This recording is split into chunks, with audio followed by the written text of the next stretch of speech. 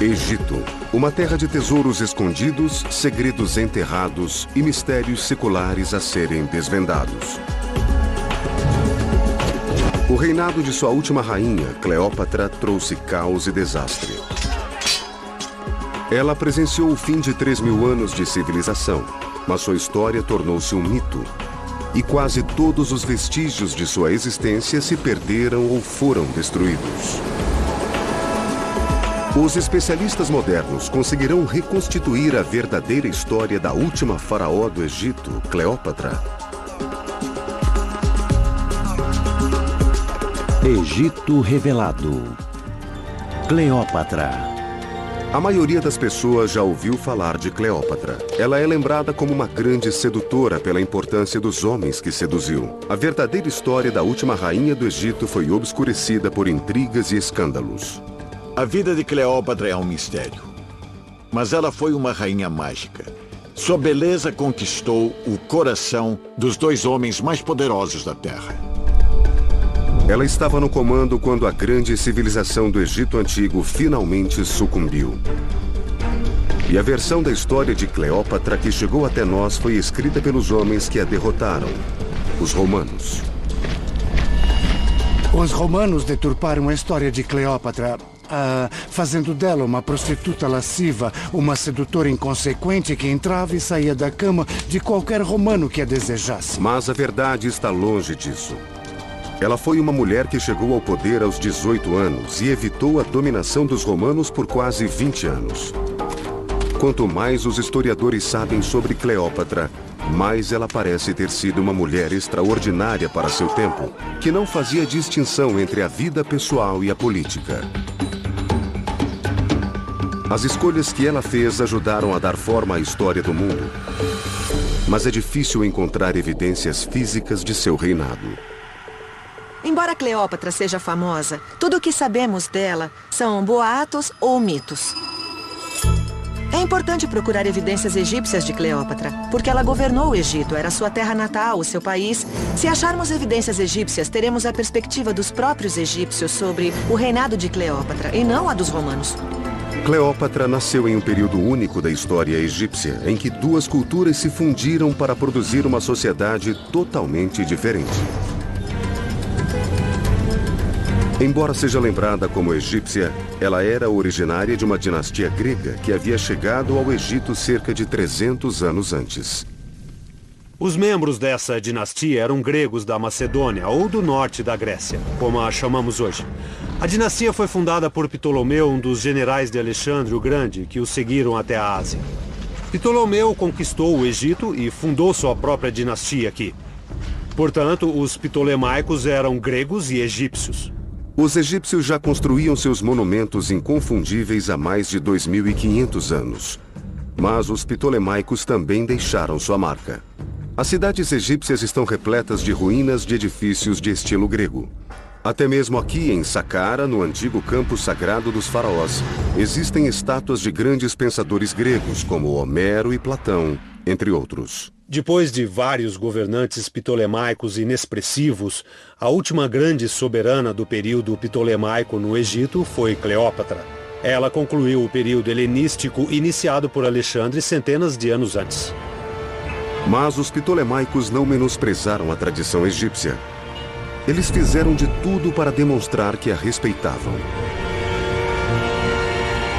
Eles adotaram costumes locais, representando a si mesmos em trajes egípcios e construindo novos templos para os deuses egípcios. As evidências dessa fusão de culturas ainda estão presentes em todo o Egito. Mas um dos melhores exemplos está escondido sob as ruínas da moderna Alexandria. Colin Clement visita as tumbas adriânicas de Kon el-Shafka, no sudoeste da cidade. Este é um guardião da tumba, a cabeça de Anubis. E Anubis representa a antiga religião egípcia, era o deus da vida após a morte. E aqui embaixo, em vez das pernas, vemos a cauda da cobra Agatodaimon, um deus benevolente do período helenístico. É um exemplo perfeito da fusão que houve na Alexandria. E isso reflete o mundo em que Cleópatra nasceu. Essas duas grandes culturas se fundiram aqui e dominaram o mundo antigo, definindo o modo como as pessoas viviam, pensavam e construíam. Este lugar foi feito de forma meio desordenada, mas ainda assim é impressionante. No Egito ptolemaico, a fusão de gregos e egípcios formou um caldo cultural. E Alexandria era um exemplo típico, tanto que o povo entendia os idiomas grego e egípcio. E começou a surgir um estilo de arquitetura e arte que usava formas gregas, mas também alguns elementos egípcios. A mistura das duas culturas pode ter influenciado a criação de Cleópatra. Ela cultivava a crença egípcia no poder absoluto do faraó e a reverência grega ao conhecimento e ao aprendizado. Ela pode ser considerada uma mulher de educação superior. Sem dúvida, era uma mulher culta, com grande intelecto e talento como poliglota. Especialistas contemporâneos acreditam que a educação de Cleópatra a preparou para a vitória sobre outros povos. Ela foi ensinada a falar 9 ou 10 idiomas. Ela possuía tanta cultura para ser rainha do Egito porque viveu na cidade mais sofisticada e maravilhosa do mundo naquela época. Podemos vê-la como a encarnação do aprendizado e da postura aristocrática. Talvez devido à fama da Alexandria como centro de aprendizado no mundo antigo com sua famosa biblioteca.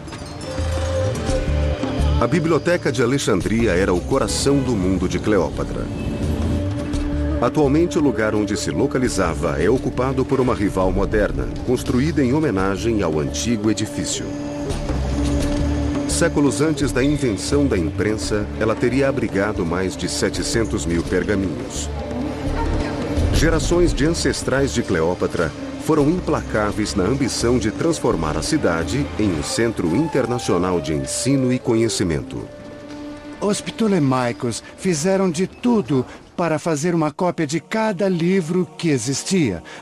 E tinham até agentes alfandegários para fiscalizar navios que chegavam ao porto. Se encontrassem um livro a bordo que não estava na biblioteca, o livro era confiscado e trazido para a biblioteca. Ela representava o primeiro bastião do pensamento do mundo. Os ptolemaicos, inclusive Cleópatra, tinham condição de pagar estudiosos simplesmente para pensar e usar o cérebro. Ela estimulou a pesquisa e a erudição em um nível idealista puramente intelectual e acadêmico. Existe outro edifício que revela como a dinastia de Cleópatra queria ser vista. Uma estrutura que representava sua face pública. Era literalmente a primeira coisa que um recém-chegado ao porto de Alexandria veria. O farol, uma das 7 maravilhas do mundo antigo. Alguns textos escritos na antiguidade falam de uma grande torre construída com pedras brancas que se situava na ponta da Ilha de Faros. Temos algumas imagens, mas nenhuma com detalhes. Esses textos descrevem um monumento incrivelmente alto, construído durante o reinado do antepassado de Cleópatra, Ptolomeu, como um farol para orientar os navios. Mas apesar de sabermos que o farol existiu, não sabemos ao certo qual era a sua aparência. A novidade nos últimos anos é termos descoberto elementos da monumental porta que lhe dava acesso. Encontramos batentes e um lintel. Jean-Yves Ampro liderou a equipe que em 1994 descobriu estes enormes fragmentos de pedra no fundo do mar. Ele acredita que elas formavam o pórtico do farol. Aqui estão 2 fragmentos do enorme portão do farol. Um terremoto os quebrou. Então, nós pudemos retirá-los do fundo do mar. Mas a outra parte ainda está lá, inteira. E também o lintel. E agora temos o batente completo, sendo que a base tem mais de 11 metros e 45 centímetros de altura. As pedras revelam que o farol era mais uma combinação de elementos egípcios e gregos. Bem, essa pedra fala por si. Ela é feita de granito. Isso quer dizer que foi esculpida por artesãos egípcios.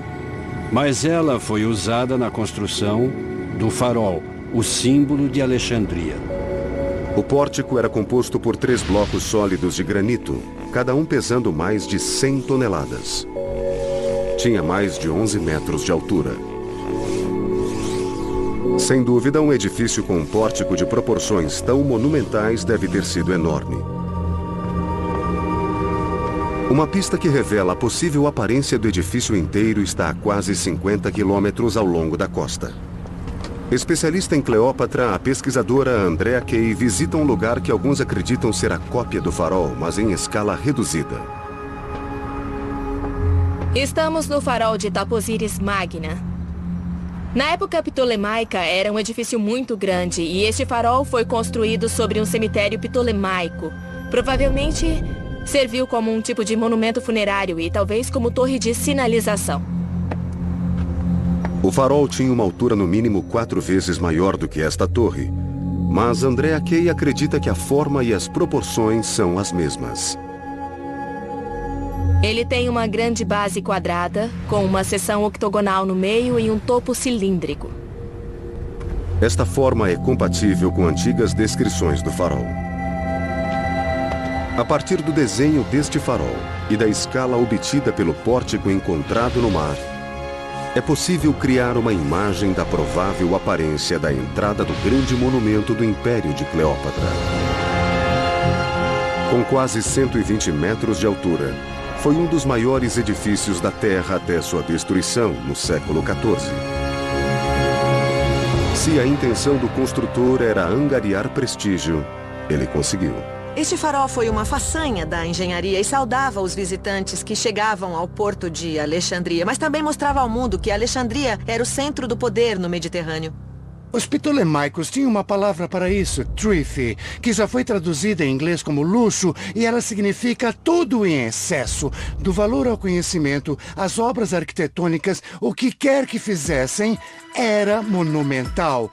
O céu era o limite porque eles realmente tinham recursos ilimitados à sua disposição. Cleópatra, a última rainha do Egito, era produto de uma cultura singular e de tempos extraordinários. Para compreendê-la de fato, os arqueólogos modernos investigam o mundo em que ela nasceu e no qual promoveu mudanças irrevogáveis. Isso significa analisar a Alexandria, a cidade onde ocorreram os eventos que mudariam o curso da história.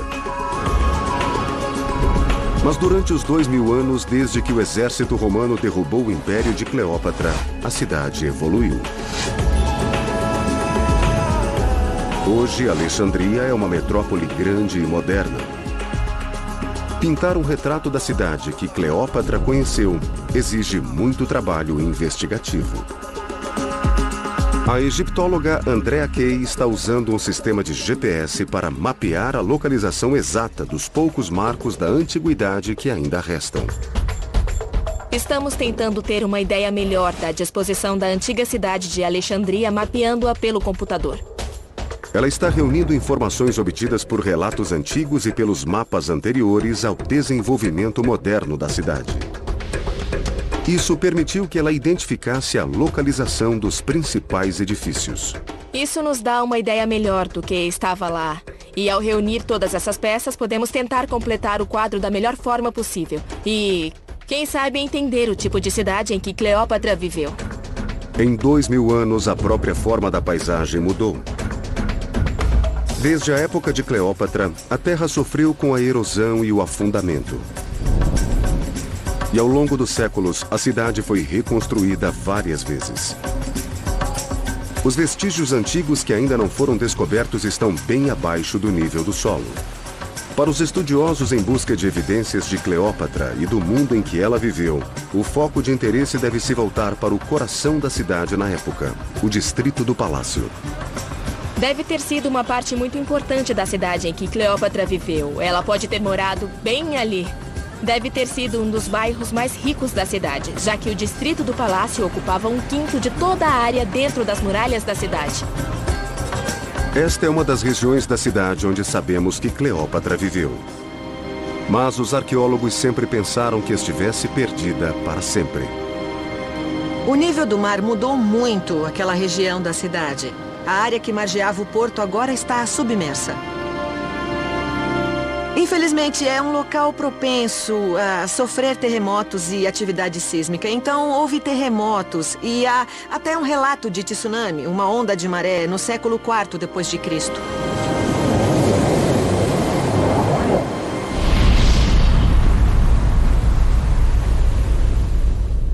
Mas um homem está convencido de que ainda existem pistas a serem descobertas. No começo da década de 1990, o arqueólogo marinho Frank Godil começou a mergulhar no porto. Ele procurava fragmentos, mas encontrou uma cidade submersa. Ele e sua equipe começaram a exibir alguns dos diversos objetos que trouxeram à superfície. Evidências de uma cultura rica e singular. Primeiro, mergulhamos para ver se podíamos salvar alguma coisa. Ora, mas só vimos sedimentos e mais nada. Tudo estava enterrado sob sedimentos no fundo. Depois, tivemos que iniciar a escavação submarina e, pouco a pouco, vimos granito vermelho. Era um bloco de granito vermelho e, quando limpamos, era um hieróglifo. Este foi o primeiro artefato encontrado no grande porto de Alexandria. Encontramos milhares e milhares de objetos, esculturas lindas. Era como uma visão do passado, uma visão de tudo o que estava aqui no passado. Havia ruínas de edifícios e também estátuas em homenagem a vários deuses e faraós. Cada objeto formava uma imagem mais nítida da antiga Alexandria. E finalmente a grande descoberta. Um achado que poderiam ligar diretamente a Cleópatra. Encontramos alguns artefatos ligados a ela. E um deles representava o pai de Cleópatra. Ela teria encomendado a estátua ou presenciado sua construção. Outro busto mostra uma conexão ainda mais pessoal. Achamos também uma linda cabeça de granito negro, que foi identificada como Cesário, o filho de Cleópatra e Júlio César. Este é um busto do filho de Cleópatra com Júlio César, Cesário, que depois foi assassinado por seu sucessor. Acredita-se que ele se situava ao lado da estátua da própria Cleópatra. Ele identifica o local do porto onde foi encontrado como a localização do palácio de Ptolomeu. Juntos, os achados das escavações submarinas fornecem uma ligação palpável com uma época que se tornou lendária. Eles nos colocam face a face com a cidade da verdadeira Cleópatra. Cleópatra não sabia que seria a última dos Ptolemaicos, a dinastia que governou o Egito por 300 anos. Ela foi criada ciente da superioridade de sua família, de sua grandeza, de seu direito de governar. Ela assumiu o trono com 18 anos de idade. Como aquela riqueza infinita e aquele poder afetava a todos? Ela poderia ser a força dominante, a grande soberana de uma nação que se estendia da Alexandria até chegar a Roma. Mas assim que subiu ao trono, ela enfrentou uma crise que já vinha crescendo há muito tempo. Os Ptolemaicos haviam sugado totalmente o Egito. Sua total incompetência política, seu fracasso no campo militar, a incapacidade de controlar os cortesãos e o clero e sua permissividade acabaram levando a dinastia, assim, ao fundo do poço. Foi o que Cleópatra herdou, um império em rota de colisão com o desastre. Seu reinado começou com uma luta pelo poder. Seu irmão usurpou o trono e a rainha traída foi obrigada a se esconder. Nas tumbas de Anfushi, ocultas no subsolo da antiga cidade, Jean-Yves Pro encontrou evidências modernas do que aconteceu em seguida. Para começar, é uma surpresa encontrar aqui desenhos tão frágeis, feitos apenas com carvão. Esses desenhos rústicos a carvão representam um único evento que iria mudar o mundo de Cleópatra. Pressentindo uma oportunidade de ganhar terreno em um Egito enfraquecido, Roma enviou uma frota de navios para Alexandria, e seu líder era Júlio César.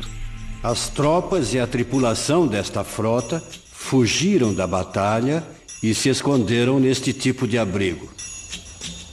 Este grafite de 2000 anos de idade registra um dos encontros mais famosos da história antiga. A chegada de César e sua intervenção a favor de Cleópatra permitiram que ela recuperasse o trono. Ele ficou encantado por ela, e assim que retiraram seu irmão mais novo do trono, eles começaram um romance. Para Cleópatra, a chegada dos romanos não significou uma cessão de poder, mas uma oportunidade de reaver o trono do Egito. O encontro do casal costuma ser retratado como um momento de sedução, mas tinha um vasto significado político. Roma poderia ser seu pior inimigo ou seu maior aliado. E quando Cleópatra e César se encontraram, eles sabiam exatamente o que queriam. Eles queriam dominar o mundo e perceberam que juntos conseguiriam realizar esse sonho em vez de se tornar inimigos e terem que lutar um contra o outro. Nesta versão dos eventos, Cleópatra não foi a amante de César, mas sua aliada. Ela não estava se rendendo, mas forjando uma aliança. Eles tiveram um filho e, embora ele herdasse o nome do pai, Cesário, Cleópatra se esforçou muito para mostrar a César que desta forma conquistara o sangue de um verdadeiro faraó. Bob Bianchi está analisando as evidências deste fato 800 quilômetros ao sul de Alexandria, nos muros do Templo de Dandara. As evidências egípcias não nos dão um retrato pessoal da rainha. Não existem hieróglifos afirmando como ela interagia com César.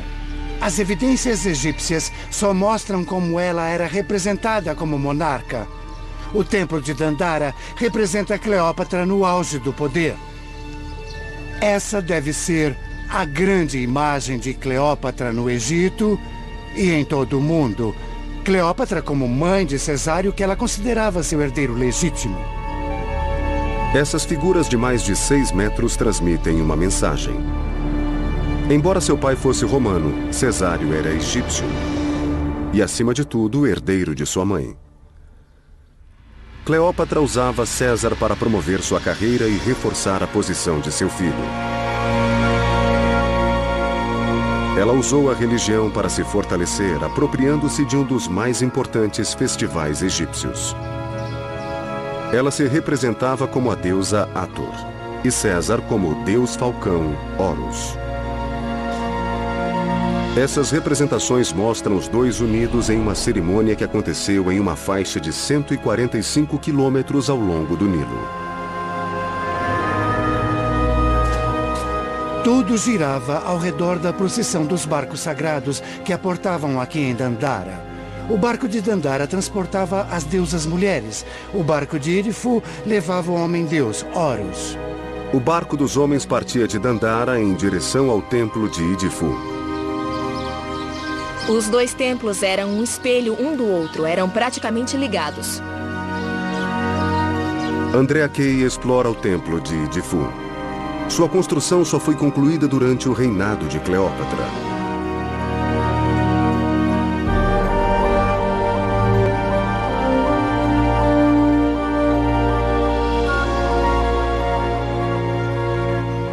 Cleópatra deixou muito claro que era a deusa Hathor. E também parece bem explícito que César era o rei Horus. Então a estátua de Horus, representando César neste caso, deve ter sido colocada no barco, que era um altar móvel, carregado pelas pessoas até o rio e transportado para Dandara, onde Hathor, também Cleópatra, era a metade feminina. Esta era tanto uma peça de propaganda como um ritual religioso. Quando César e Cleópatra se uniram, ela não se tornou romana, mas César assumiu uma identidade egípcia. O fato de ser representado como Horus, o próprio deus dos faraós que uniu e protegeu o Egito, é muito significativo. Este é Cesário, o filho de Cleópatra e Júlio César. E aqui ele é mostrado sob a proteção do deus Horus, senhor deste templo. Vemos em Dandara que Cleópatra se apresentava como Hathor. Vemos aqui que Horus devia representar César. E vemos também Cesário, que é o filho divino de ambos os deuses. A imagem que se forma de Cleópatra revela seu lado político e propagandista. Alguém disposta a criar um legado, projetando para si mesma a imagem de uma grande faraó. Mas isso representa um enigma para os egiptólogos.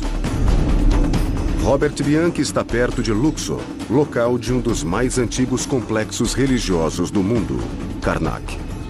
Os faraós construíram monumentos aqui 2000 anos antes de Cleópatra. Todos os grandes faraós do Egito, Tutankhamon, Ramsés, Amenhotep, todos deixaram seu nome aqui. Inclusive os ptolemaicos, então temos quase 2000 anos de história aqui. Para um faraó construir um monumento em Karnak e deixar sua marca era quase obrigatório.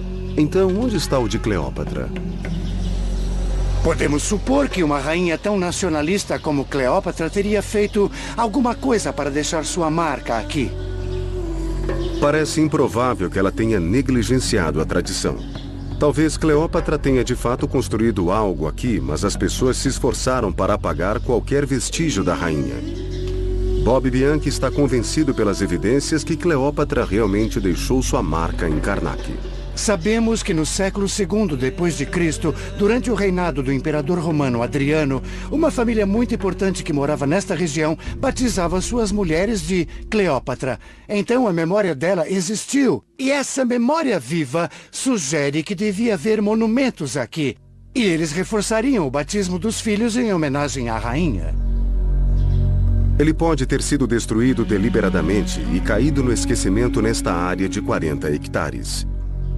Mas encontrar os vestígios que Cleópatra deixou aqui se tornou uma missão para alguns arqueólogos dispostos a reabilitar sua reputação. Eles estão redescobrindo uma história que foi escondida ou mal interpretada nos últimos 2000 anos. Mas um novo achado em um local do sítio conhecido como Avenida das Esfinges sugere que a busca terminou. No passado, centenas de estátuas se alinhavam na via entre Karnak e o templo de Luxor. Cada uma delas exibia a cabeça de um faraó e o corpo de um leão. Sempre se acreditou que essas estátuas eram anteriores a Cleópatra em cerca de 300 anos, mas novas teorias sugerem outra explicação. Acabamos de achar uma nova cabeça de uma das esfinges que estavam aqui. E parece que essa cabeça foi feita durante o período ptolemaico. A julgar pelo estilo da estátua e do rosto que ela representa, Mansur Boreik acredita que ela é de uma época bem mais próxima à de Cleópatra. Os olhos são maiores, as sobrancelhas são mais longas, então acredito que os ptolemaicos acrescentaram esfinges a esta via cerimonial. Esta é uma das várias estátuas semelhantes encontradas no mesmo local. Sua presença convenceu Boreik e sua equipe a concentrar as buscas aqui. Por fim, ele fez a descoberta que gerações de arqueólogos procuravam. Uma inscrição retangular contendo o nome de Cleópatra, o cartucho sagrado da grande rainha. Aqui nós podemos ver nítidas evidências de Cleópatra. Neste bloco de arenito, podemos ver o cartucho de Cleópatra bem aqui, com a cobra na lateral. São evidências da história do mundo perdido de Cleópatra. Isso, pelo menos, nos mostra que Cleópatra fez alguma coisa aqui. Para os egiptólogos, esse bloco é uma descoberta incrível que nos aproxima ainda mais do mundo de Cleópatra.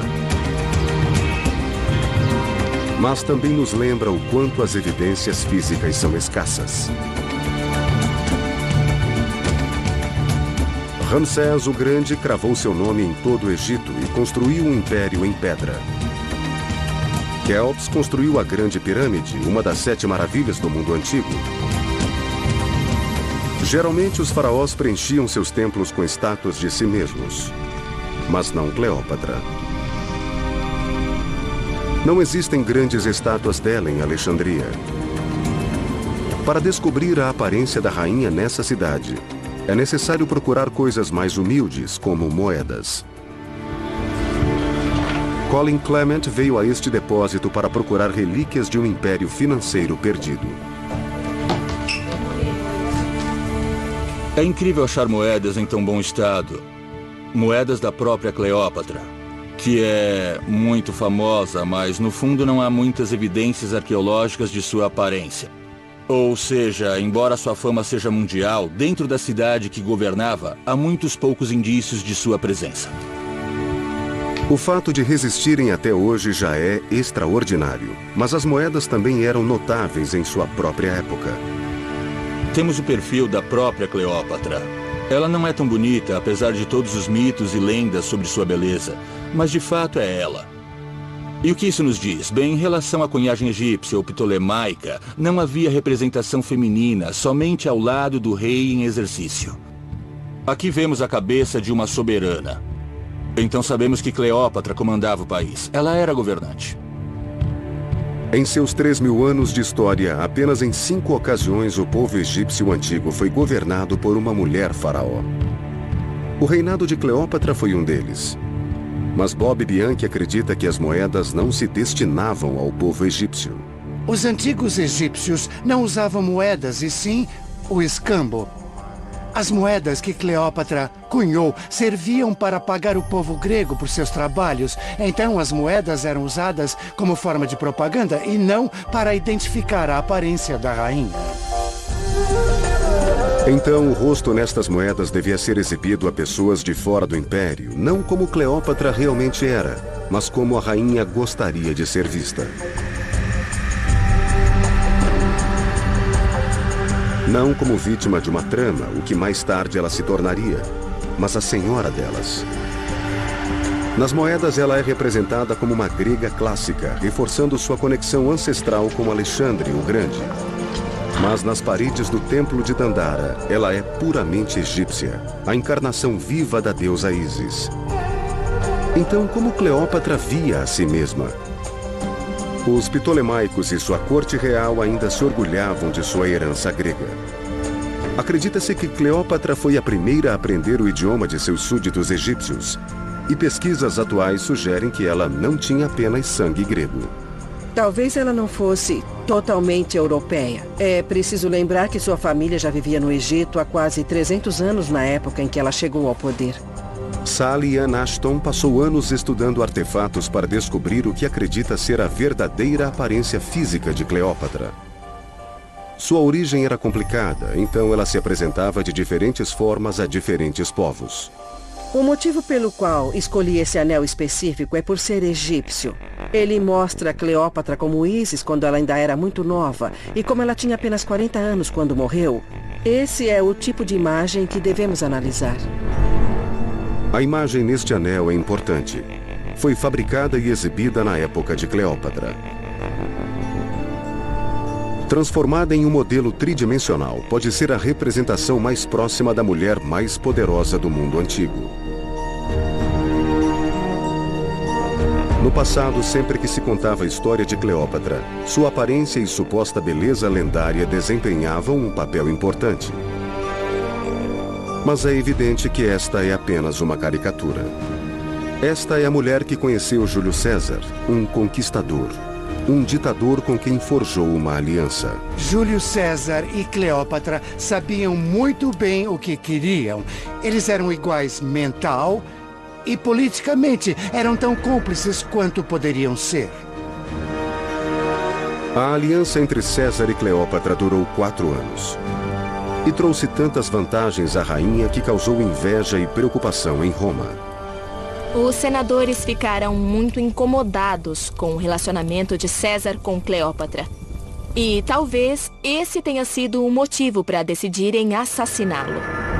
Seja qual tenha sido o motivo, os assassinos que tiraram a vida de César em 44 a.C. também encerraram uma era de estabilidade no Egito. E quer tenha sentido a perda do nível pessoal ou político, Cleópatra teria dedicado um grande monumento a César no centro de Alexandria. Hoje, o local onde ficava a estátua é ocupado por edifícios modernos. Escavações recentes descobriram evidências de uma construção em estilo romano, o Caesareum. Estamos olhando para uma estátua do imperador romano Séptimio Severo, que encontramos ao escavar o sítio de Caesareum. A construção começou na época de Cleópatra, mas acabou se tornando um local dedicado ao culto do imperador, ao culto do romano César. O templo resistiu após a morte de Cleópatra. Quando os romanos finalmente se instalaram no Egito e seus imperadores passaram a ser adorados como deuses, o Caesareum se tornou um templo de culto. Originalmente construído como um monumento egípcio para o amigo leal do Egito, ele foi reformado e ampliado, um lembrete em pedra da presença dominante do poder de Roma. Há descrições de Fílon de Alexandria. Sem dúvida ele dizia que era esplêndido, suntuoso e decorado com muitas estátuas. Pela impressão geral, devia ser um templo muito luxuoso e provavelmente dedicado ao imperador. Mas na época em que este relato foi escrito, a estrutura que Cleópatra teria construído provavelmente não estava mais lá. Ela teria sido destruída pelas forças romanas em um ato que alguns especialistas consideram como uma tentativa de apagar Cleópatra da história, a soberana cujo trono Roma usurpou. Com a morte de Júlio César, Cleópatra havia perdido seu mais poderoso aliado em Roma, e o que havia sido um relacionamento entre iguais viria a se tornar o de predador e presa. Dois homens reivindicaram o direito de ser o herdeiro de César, uma disputa em que o prêmio era o Egito. Marco Antônio era um general romano e o braço direito de Júlio César. Depois da morte de César, Marco Antônio dividiu o poder com Otaviano. Eles partilharam o governo de Roma e Marco Antônio recebeu a região oriental. Por causa disso, ele foi ao Egito e conheceu Cleópatra e começou a se relacionar com ela. Do relacionamento entre Marco Antônio e Cleópatra nasceram 3 filhos. Embora lembrado como um romance condenado, pode ter sido outro movimento inteligente de Cleópatra. Com Júlio César fora de combate, Cleópatra ainda precisava de um aliado em Roma. Assegurar o apoio de Marco Antônio era mais uma jogada de Cleópatra para ajudar a proteger os interesses do Egito. Cleópatra precisava de um aliado forte e poderoso para substituir Júlio César, e o único candidato viável era Marco Antônio. Os dois acabaram forjando uma aliança com o objetivo de reunir todos os seus recursos e derrubando Otaviano, o vencedor ficaria com tudo. Segundo historiadores romanos, houve uma cerimônia chamada Doações de Alexandria, em que Marco Antônio e Cleópatra dividiram o império e fizeram de seus filhos os chefes de Estado. Cleópatra governaria o Egito com Cesário, enquanto as demais terras foram divididas entre os 3 filhos que ela teve com Marco Antônio. Mas essa distribuição de territórios rendeu ao general novos inimigos em Roma. O que mais enfureceu o orgulho dos romanos é que Marco Antônio não tinha direito de ceder àqueles territórios. Com apoio político e militar, o rival de Marco Antônio, Otaviano, viu uma oportunidade para a vitória. Marco Antônio e Cleópatra travaram uma batalha naval contra Otaviano e foram derrotados. Agora não havia mais volta e os dois sabiam disso. Quando voltaram ao Egito, eles se entregaram ao desespero ao pensar que Otaviano chegaria para assumir o controle do país. Marco Antônio se matou com sua espada, e Cleópatra o acolheu durante a agonia e ele morreu nos braços dela. Seu amante estava perdido, assim como o Egito. E ela também cometeu o suicídio. Não sabemos de fato como Cleópatra morreu. Os escritores romanos fornecem 2 versões diferentes de como Cleópatra se matou. Ou ela comeu um figo envenenado de uma cesta de frutas, ou usou uma víbora, uma cobra venenosa, que era um símbolo de magia e poder na religião egípcia. Até mesmo o suicídio de Cleópatra parece ter sido um ato de desafio. Ao tirar a própria vida, ela evitou que Otaviano a exibisse pelas ruas de Roma como símbolo de sua vitória. Mas com a morte de Cleópatra, a última barreira que protegia o Egito foi removida. Otaviano se declarou o primeiro imperador, Augusto César. O povo egípcio imediatamente se tornou subordinado a Roma. Depois da morte de Cleópatra, o Egito se tornou apenas outra província do Império Romano, apesar de ser uma província muito rica e importante. Gradualmente, ao longo do tempo, as tradições egípcias como a língua e a religião se perderam. E o Egito só seria independente de novo quase 2000 anos depois. Na Avenida das Esfinges, a escavação de Mansur Boreik descobriu evidências do período romano, demonstrando o que Cleópatra tentou evitar durante todo o seu reinado.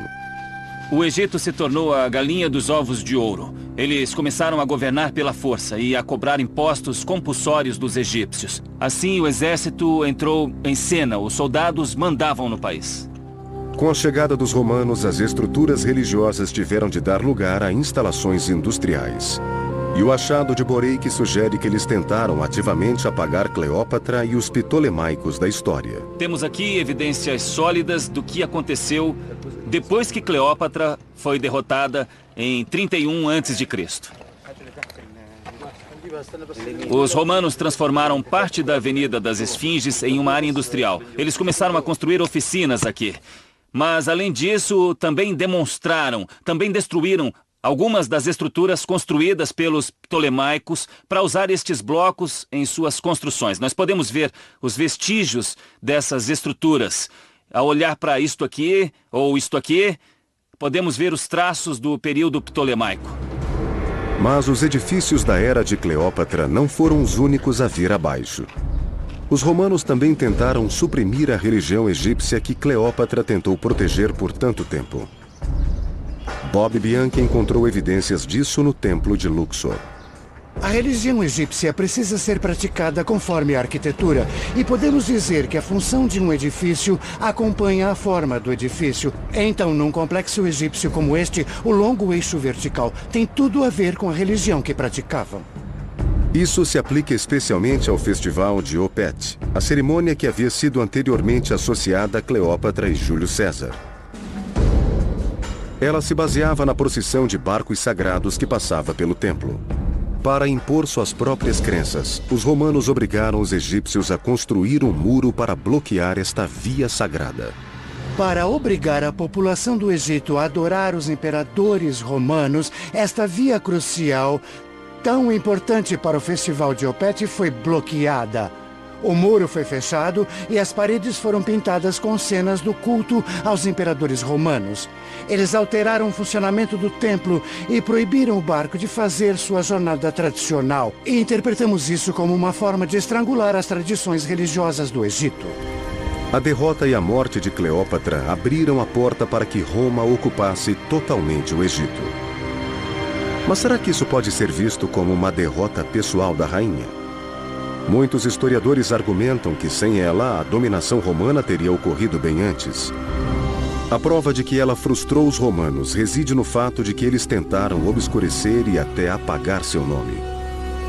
À parte da visão romana sobre a rainha, as evidências pintam um retrato de uma mulher singular.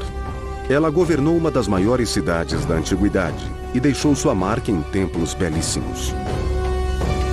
Durante 2 décadas, ela protegeu seu país da primeira superpotência do mundo. Ela não poderia ficar simplesmente à margem da história. A história de Cleópatra é o crepúsculo da civilização egípcia como a conhecemos. Conhecemos a civilização egípcia pelas pirâmides, por Tutankhamon, por Alexandre o Grande. E com a morte dela, a civilização faraônica pereceu, porque o próximo governante Augusto era um soberano ausente. Não havia um monarca presente no Egito. Ela foi a última página, o último capítulo escrito da antiga glória do Egito. Versão brasileira Vox Mundi.